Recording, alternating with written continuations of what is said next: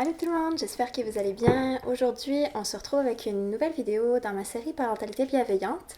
Aujourd'hui, par contre, ce ne sera pas une mise en situation. En fait, aujourd'hui, j'avais envie de vous parler des VEO, des violences éducatives ordinaires, et de ce que c'est, des impacts sur l'enfant. Et dans le fond, cette vidéo-là va être divisée en deux parties. La première partie, ça va plus être vraiment théorique, c'est ça, définition, puis les différents impacts. Puis la deuxième partie, ça va être plus une liste, une discussion de ces VEO-là. Parce que je trouve que c'est important de savoir un peu d'avoir des exemples, surtout que, bon, il y en a des évidentes, la fessée, la gifle, tout ça.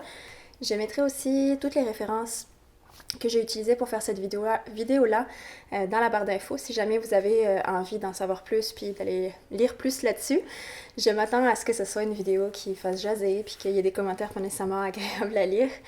Mais bon, on a le droit de tous savoir son opinion différente, puis je pense que c'est quand même important d'être éduqué sur la question.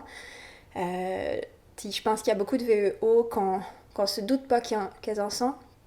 Je sais pas si ma phrase est correcte.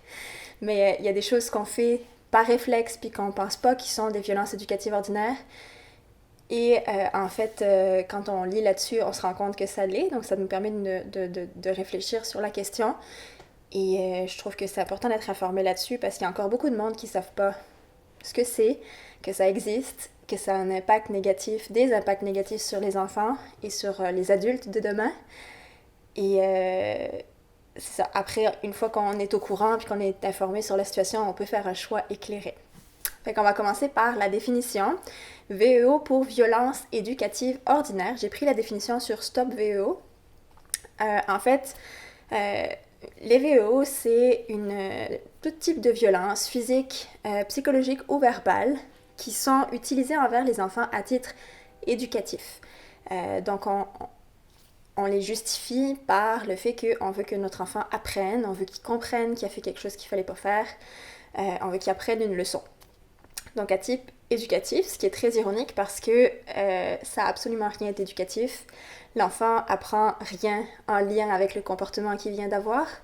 Ce qu'il apprend, c'est à avoir peur de son parent, c'est à avoir pas confiance en son parent. Il apprend que son parent a le droit de le frapper ou de l'humilier comme il le souhaite. Donc il apprend des leçons, mais pas celles qu'on voudrait.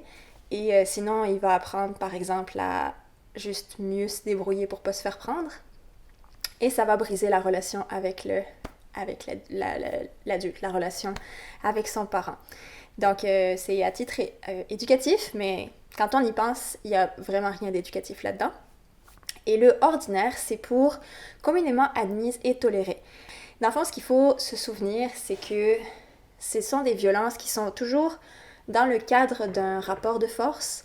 C'est toujours lié au fait que l'adulte se sent la personne d'autorité, la personne qui fait figure d'autorité et qui a le droit de maîtriser l'enfant.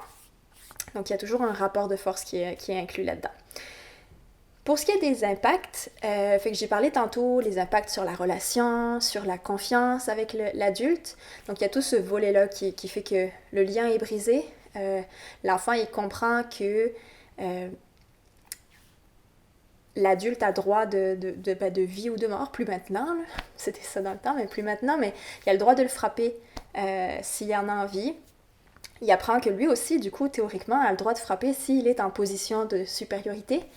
Fait que c'est pas vraiment quelque chose qu'on veut que nos enfants apprennent, mais les enfants, ils apprennent par l'exemple. Si nous, on frappe notre enfant, ben après, faut pas s'étonner que notre enfant décide de faire la même chose. Fait que l'OMS, en 2016, a dit que la violence, peu importe sa forme, qu'elle soit physique, verbale, ça provoque un stress qui est associé avec une perturbation du développement précoce du cerveau. Et faut savoir que le cerveau, il se développe pendant l'enfance, mais il se développe jusqu'à 25 ans, plus ou moins, selon les sexes.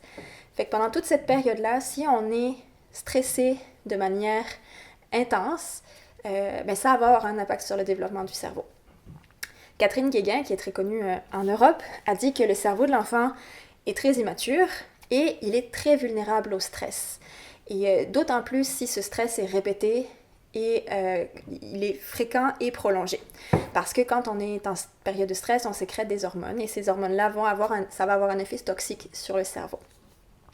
Ça peut aller jusqu'à la destruction de neurones, ça peut aller perturber la capacité de mémoire, de concentration, de capacité d'apprentissage aussi. D'une manière générale, ça freine la maturation du cerveau. Ça peut aussi avoir des conséquences au niveau du risque de développement de pathologies psychologiques et comportementales. Également au niveau des capacités d'empathie, des capacités d'affection. D'une manière générale, en fait, tout ce qui est lié à la régulation des émotions. Puis c'est quand même logique parce que quand nous, on perd les pédales, qu'on devient violent avec un enfant, ben c'est que nous, on n'a pas été capable de gérer notre émotion. Donc, comment est-ce qu'on veut apprendre à nos enfants à gérer les émotions si nous, on n'est pas capable? Eux, ils prennent l'exemple sur nous, donc ils gèrent leurs émotions de la même manière que nous, on les gère. C'est souvent pour ça qu'on reproduit, en fait, ce qu'ont fait nos parents. Ça va avoir des impacts sur l'estime de soi, des troubles anxieux et ça peut aller jusqu'à la dépression. L'OMS a aussi trouvé un lien entre la violence vécue en tant qu'enfant et la violence conjugale. Donc tantôt je disais on reproduit un peu ce qu'ont fait nos parents. C'est pas nécessairement parce qu'un enfant a été frappé pendant son enfance, peu importe le type de violence qu'il a vécu, qu'il va le reproduire avec ses enfants, heureusement, ou avec sa conjointe, son conjoint, mais mettons que tu es plus sujet à le faire. Fait tout ça pour dire que ça a quand même un impact important sur le cerveau. J'ai parlé au début de l'impact sur la relation, mais sur le cerveau, de plus en plus d'études en neurosciences prouvent que les violences, peu importe le type et peu importe le niveau, vont avoir un impact à court, moyen et long terme sur les enfants et sur les gens d'une manière générale. T'sais, à court terme, on parle de capacité de concentration, de capacité d'apprentissage. Ben, quand ils rentrent à l'école, on le voit assez rapidement, les impacts. Et à moyen terme, la personne, si elle a des problèmes d'estime de soi, des problèmes de dépression, la capacité de gérer ses émotions, c'est sûr que ça a des impacts sur nos relations interpersonnelles, par exemple, sur notre travail, sur toute notre vie. Et même à long terme, autant pour la personne en tant que telle, mais aussi parce que ça impacte les générations futures. Si nous, on n'apprend pas à gérer nos émotions, on ne peut pas guider nos enfants dans cet apprentissage-là, et eux vont pas bien apprendre à gérer leurs émotions, et ainsi de suite. Fait qu'il faut, à un moment donné, briser ce cercle-là et changer de point de vue complètement.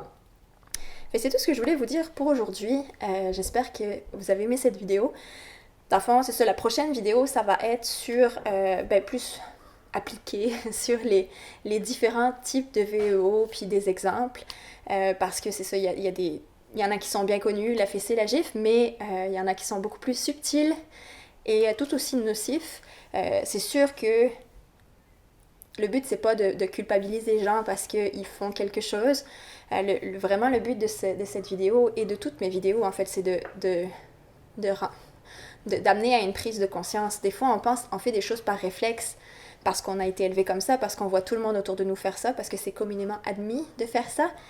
Et donc, on réfléchit pas, mais quand on y réfléchit un petit peu, on se rend compte que ça a un impact et que c'est pas nécessairement la meilleure manière d'agir. Et après, une fois qu'on a eu cette prise de conscience-là, ben, ça nous amène à changer. Donc, c'est vraiment dans ce but-là. C'est pas de culpabiliser, de vous faire penser que vous êtes des mauvais parents parce que vous faites ça, mais plus de vous... Personne est en train de se réveiller, mais plus de vous amener à réfléchir à la question, puis à amener une réflexion. Fait que si jamais vous avez aimé cette vidéo, n'hésitez pas à la liker et à vous abonner à ma chaîne aussi si vous ne l'êtes pas encore. Dans le fond, sur ma chaîne, je parle de parentalité bienveillante, de pédagogie alternative et de tout ce qui a trait de près ou de loin à l'enfance. Et c'est ça, c'est tout. On se retrouve dans quelques jours avec une nouvelle vidéo. Bye bye!